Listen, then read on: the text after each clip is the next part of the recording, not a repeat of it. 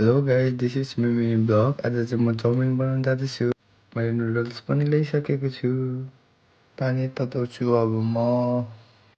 हामी चाहिँ बफ चाउमिन बनाउँदैछु।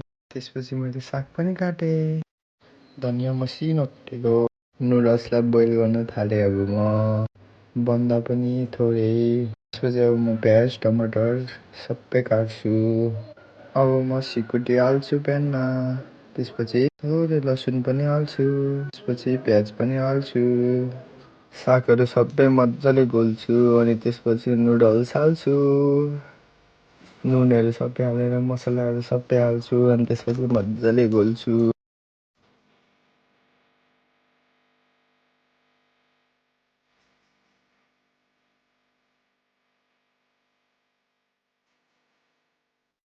फाइनली हाम्रो चाउमिन चाहिँ रेडी भइसकेको छ। थ्याङ्क यू गाइस, तपाईँहरूले मेरो ब्लग हेरिदिनु भएकोमा। आजलाई यति नै।